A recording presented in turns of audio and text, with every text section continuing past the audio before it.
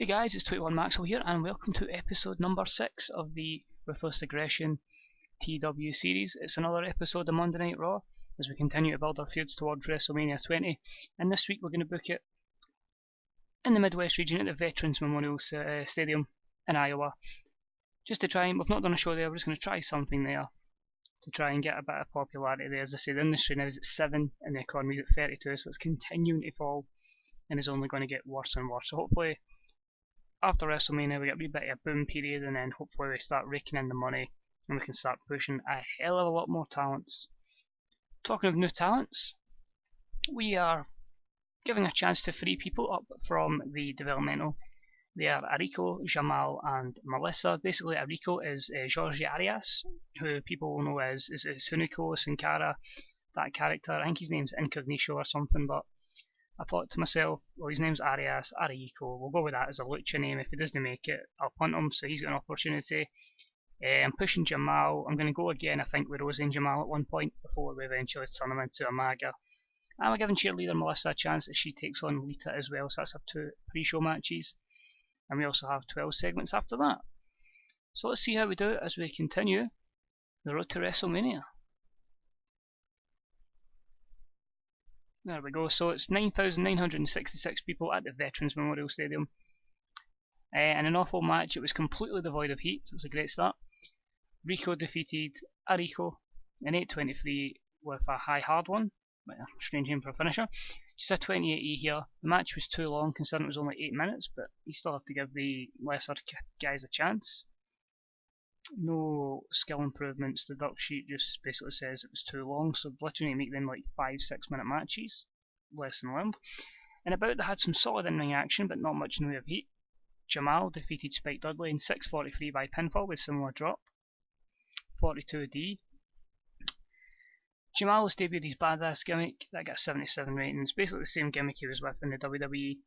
And he's improving his technical skills, so hopefully we can get him a good push, such as your life. So that's a good start to life in WWE again, jobbing out Spike Dudley. And a final match in about that had some solid in-ring action but non-existent crowd heat. Lita defeated Melissa in 8:30 by pinfall with a twist of fate. 51D plus. Lita came out of the match looking good. Lita's improving her technical skills, so that's good, and hopefully that gets a bit of popularity up for Melissa. So let's kick on with the actual show, and let's hope it really does put us on the road to WrestleMania. So I start off with a tag match, and a match that had some good action, but not much in the way of heat. The Hardy Boys defeated Hurricane and Rosie in 8:33, when Jeff Hardy defeated the Hurricane by pinfall with an extreme combination. 61C here, so decent considering it's 3 good workers and Rosie. Jeff Hardy was off his game, which is a shame. Jeff's improving his technical skills and Matt's improving performance skills, so it's keeping them hopefully on the up. It's giving them a bit more momentum, and hopefully that'll put them in contention for a good tag run down the line. And about that featured great action and great heat from the audience. Shawn Michaels defeated Ric Flair in 13:25 by pinfall with a flying elbow drop following interference from Bubba Ray Dudley. So he's obviously, the 2 of them are against Bubba and Devon against Ric Flair and Batista. So that's going to continue on that storyline with this segment, and a solid 76B minus is really good considering obviously Ric Flair's age in this. Eric Bischoff turns heel by joining up with Triple H. He's already a heel, but it gets the picture that he's aligning with Evolution, so anything they want, he's going to help them, and that's an 85B plus. And about the featured great action and average heat, Randy Orton defeats Rob Van Dam in 10:43 by pinfall with that RKO out of nowhere. Ric Flair did some good work at ringside, only a 65C, but again carries on this great wave of momentum that Randy's on as he heads to that match at Mania against Shawn Michaels. After the match, in the ring, the shit is hit the fan as Shawn Michaels and Randy Orton attempt to tear into each other, but a slew of security guards run to the ring to keep them apart, so that's keeping the storyline going.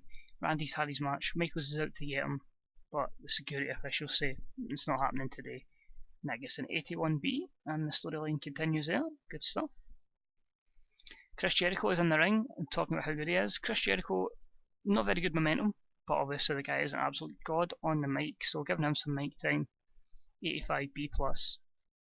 Absolutely fantastic Jericho.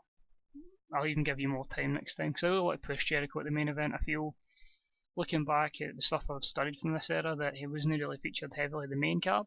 He was always a kind of mid-card, upper mid-carder guy when I've watched it. Jericho's been one of the main guys, or just below the main guys, but I would definitely want to push him towards a lot more title reigns than they got in real life. I know 2005 Age obviously went with Fozzy and stuff, but I intend to keep him, make him the cornerstone of the company. And about the featured great action and average heat, the Dudley Boys defeated Vitamin C in 10:05 when Bubba Ray Dudley defeated Christian by pinfall with a 3D, 72B-, so that's decent. Again, protecting Jericho. Christian's improving his performance skills, and that gives the Dudleys more momentum for their match at WrestleMania. Eric Bischoff then calls The Rock into his office and tells him due to his recent actions he will be in a handicap match against Triple H, Ric Flair, Randy Orton as punishment. The Rock came across very well, and again 88B+. It's actually a 1-on-4 match, I just don't have the option in this, so it's going to be Evolution versus The Rock. The heavyweight storyline continues, no skill improvements, but I'm really happy with that 88B+ again. We then have Scott Steiner against Booker T in a bout that featured great action and average heat. Booker T defeats Scott Steiner in 8:07 by pinfall with a scissors kick, 68C+. It keeps Booker T happy. I've absolutely nothing planned for Scott Steiner. It's not looking good for him, if I'm honest. His stats are pretty poor. His age doesn't help him. But we'll see. Never say never. Things can always change in the wrestling business. Perfect segment. This got a lot better than anticipated. Maybe thanks to my special guest. In the ring, Sting and Goldberg are having a contract signing for the upcoming match at WrestleMania, with Steve Austin serving as the host of the contract signing segment. Sting signs the contract first before handing over to Goldberg, who jots his name down by making the match official. However, things don't go so easy afterwards, and Sting tries to attack Goldberg. The attack fails, and Goldberg leaves Sting lying, so Austin was there just to be the enforcer type guy, just to make sure no shit went down. Sting tried to get the better on Goldberg, and Goldberg just basically bitched him. But a 98 segment, that is just yes. And that could have been better if Austin had momentum. And your main event match, and about that featured great action and a good crowd. Evolution, Batista, Triple H, Randy Orton and Ric Flair defeated The Rock in 18:55 when Triple H defeated The Rock by a pedigree. 70C+, probably could have been a bit better, but it served its purpose that Triple H went over The Rock to say, like, if you 4 guys with me, you can't beat me. And it basically makes it look like Triple H has got all the upper hand, he's going to retain the title, it's a guarantee. And Triple H's improving performance skills, any negatives, just decline and stuff like that. That's cool, booking decisions, okay. And at the end of the show, having been ordered to leave the arena by Eric Bischoff, The Rock is shown being frog marched outside by a group of security guards who escort him from the premises. 82B, The Rock came across well, and that should lead in perfectly to next week's show. Overall, 76B-, probably could have done a bit better matches, if I'm honest. One more solid match would have got us a great rating, but it increased our popularity in 13 regions, and it lost its popularity in 16. So, not overly too bad, not great, but until we get to bulk up the mid card, because let's be honest, both rosters are a wee bit lacking in depth and quality. We'll soon see emails, 2.39 on TSN, 5.71 on Spike, so unfortunately both have decreased. Quick look at size,